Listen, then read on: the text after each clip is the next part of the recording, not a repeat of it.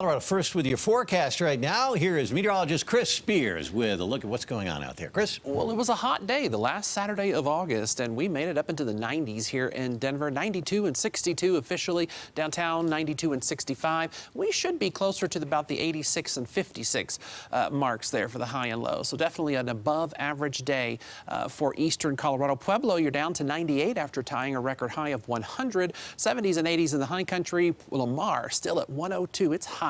But there's a little front sitting right here. 80s on one side, 90s on the other.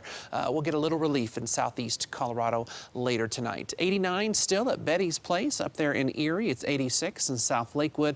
Our weather watcher Gary Bluebot. It's a little windy in some areas tonight. We just have little pockets of wind where the speeds at times get up into the 20 to 25 mile per hour range. We'll continue to see that. Notice the arrows here, the vectors coming out of the north and east.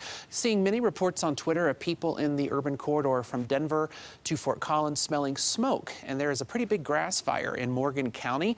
That is probably where that smoke smell is coming from. We have a little stationary front sitting in the region. It's pretty active up in Nebraska. They have some very strong thunderstorms along that frontal boundary.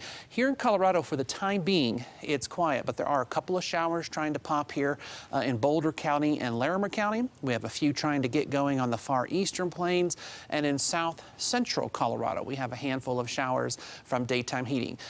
And we could see a couple here into the evening. Let's put this futurecast into motion. A few showers possible. This right here is real interesting. Right after midnight, the model's trying to pop up this little area of thunderstorms just east of Denver. That could happen. If it does, I don't think it would last too terribly long.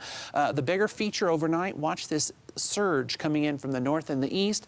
We'll wake up tomorrow with some overcast skies for areas along and east of I-25. That will help keep our temperatures down a little bit tomorrow.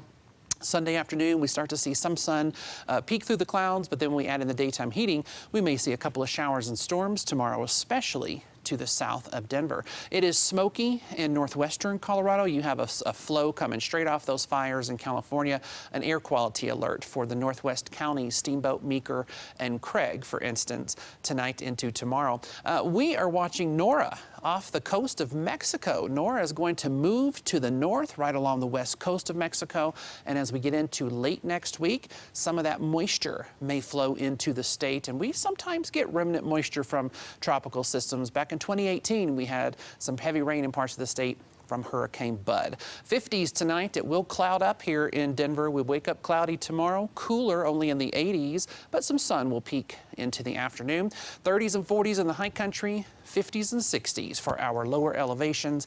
Not as hot tomorrow. That's the story for eastern Colorado with this front rolling through, mostly just in the 80s compared to today's 90s and 100s. I know everyone in Lamar, La Junta, and Pueblo is clapping for that right now.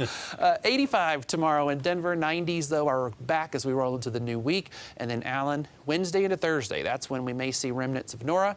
Thunderstorms possible, heavy rain. We'll have to watch our mountains for flash flooding. Okay, Chris, thank you very much. Stay up to date with all of our news and our weather with our app. You'll get news alerts, weather, sports, and our streaming service, CBSN Denver. Just search CBS Denver News in your app store.